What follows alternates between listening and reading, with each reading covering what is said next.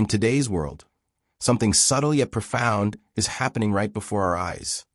But most people haven't noticed it.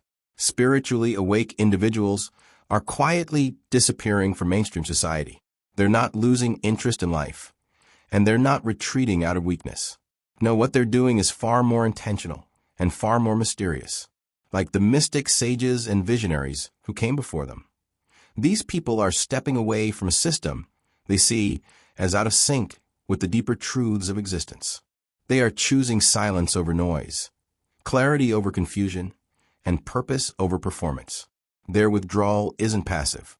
It's a conscious act, a refusal to participate in a world that often feels spiritually hollow, artificially connected, and filled with endless distractions that numb the soul. Carl Jung, the great depth psychologist, spoke about individuation, the journey of becoming your truest self by integrating both the conscious and unconscious parts of your psyche. And here's where it gets interesting. Jung believed awakening wasn't about escaping life, but about becoming whole. Yet in a culture obsessed with surface-level identities, consumerism, and the chase for external validation, such inner work becomes almost radical. Think about it. When you start waking up, conversations can suddenly feel shallow. Work may feel empty.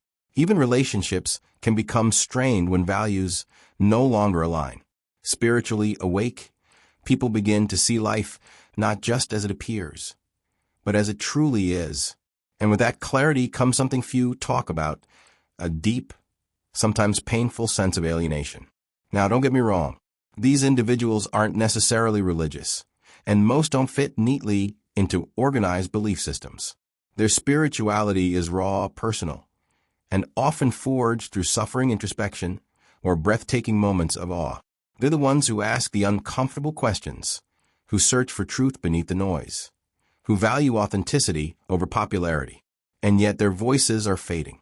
They aren't trying to fit in anymore. They're not chasing likes, building followings, or crafting an identity for show. Instead, they're quietly moving inward, living more simply, more intentionally, and in many ways, more meaningfully. But here's the real question. Why now? Why are so many thinkers, healers, and seekers stepping away from society at the very moment when their wisdom feels most needed? Is it burnout? Is it disillusionment? Or is it something deeper? A survival instinct of the soul, a sacred retreat to preserve what little authenticity remains? Carl Jung once said, "The privilege of a lifetime is to become who you truly are."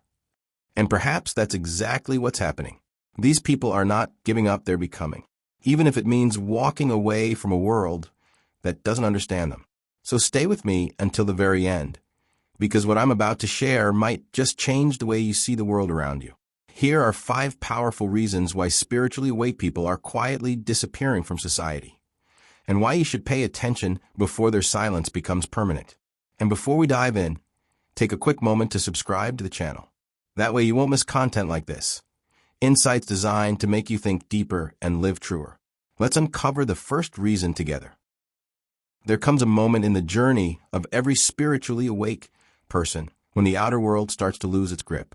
The opinions, the approval, the endless noise of social media, the constant pressure to stay updated. All of it begins to feel strangely hollow, almost absurd. This doesn't happen overnight. It usually starts with a quiet discomfort, a whisper in the soul that says something isn't right. You might be sitting in a room full of people and feel completely alone, not because you're disconnected, but because the conversations feel empty, shallow, lacking soul. You start noticing how much of modern life is built on distraction. The endless scrolling, the curated images, the outrage designed for attention. What once looked like connection suddenly feels like chaos. And that's when the pulling away begins. And here's the thing. This isn't arrogance. It's not rejection in the bitter sense. It's more like a shedding, peeling away layers of noise until only truth remains. Carl Jung once said, "The privilege of a lifetime is to become who you truly are." For the spiritually awake, this means choosing depth over appearance, solitude over performance, and truth over acceptance. As awareness grows, the senses sharpen. They begin to see through manipulation, false narratives, ego-driven pursuits, and they start asking questions most people avoid. Why do we chase things that never fulfill us? Why do we stay in conversations that drain us? Why do we keep pretending? Slowly they disengage. Plans that feel forced are canceled. Places that don't welcome their soul are left behind. Arguments are replaced with silence. Even online, their presence fades. Not because they have nothing to say, but because they realize not every truth belongs in the public square. Inner peace has become sacred, too rare to waste. So they disappear, not to run away, but to return to themselves. They spend more time in nature and books, in quiet rooms lit by candles and deep questions. They choose conversations that carry weight, art that heals, music that touches the soul, and little by little, they become invisible to the world that once knew them. Friends may wonder, the world may call it withdrawing, but in truth it's an awakening, a conscious choice to no longer dance with what feels false. They're not gone. They've simply stepped into a different rhythm, one that doesn't require performance to have value. But there's another layer to this story, because as spiritually awake people see the world more clearly, they also start to feel the weight that comes with that awareness. They can't unsee the suffering, the manipulation, the unconscious behaviors behind polished lifestyles and forced smiles. They feel everything deeply. In crowds, they pick up energies others miss. In conversations, they hear the truth hiding behind the words. They can sense pain that hasn't been spoken and joy that hasn't been expressed. This sensitivity is a gift, but it can also be exhausting. While others brush off negativity, gossip, or chaos, awakened individuals absorb it like sponges. It doesn't just tire their body. It wears on the soul. That's why they retreat. Not because they don't care, but because they care too much. They need stillness to process, silence to cleanse, space to recharge. They're not distant. They're discerning, so they turn off the phone. They walk away from draining conversations. They stop explaining themselves. They stop trying to convince others. Instead, they guard their energy like the treasure it is. To some, it looks like detachment. In reality, it's self-preservation. And here's the paradox. In a world that glorifies being on all the time online, available, responsive, spiritually awake people are choosing the opposite. They practice slowness. They value depth over speed. They disappear, not as escape, but as strategy. They are preserving their clarity in a time when confusion has become the norm. So yes, they may seem to vanish, but in truth, they are stepping into a deeper way of living. They are learning how to remain fully human in a world that often forgets what that really means. And this raises a powerful question. What if their silence is not absence, but a message? What if their disappearance is a mirror, showing us what we too might need to let go of? Stay with me until the end, because in the next part of this journey, we'll explore why this quiet withdrawal is happening now, and the 5 profound reasons behind it that may change the way you see your own life. If this resonates with you, make sure to subscribe right now. That way you won't miss the truths we're about to uncover together. Your support brings these messages to more people who are ready to hear them. Now let's keep going. As spiritually awake individuals evolve, something fascinating happens. They begin to feel a deep disconnect between their inner truth and the external systems that dominate society. Politics, media, education, religion, the corporate world, once seen as pillars, now appear as carefully constructed systems, not built on wisdom, compassion, or authenticity, but on control, competition, and fear. And here's the part most people never notice. These systems are designed to keep us asleep, to keep us chasing goals that aren't really ours, to keep us believing narratives that limit our potential, to keep us following rules that discourage questioning. For someone who has awakened spiritually, this realization is like a shock to the soul. Participating in these systems becomes almost unbearable. They start to feel like outsiders in a world that values conformity more than consciousness. And it's not rebellion for rebellion's sake. It's not about being different just to stand out. It's about recognizing that the old models no longer resonate with their values. Think about it. The spiritually awake don't see success the way society defines it. They don't believe that a bigger salary equals a better life. They don't see status as proof of worth. They're no longer dazzled by titles, trends, or illusions of power. What matters to them now is meaning, and meaning is rare in institutions that reward surface over depth.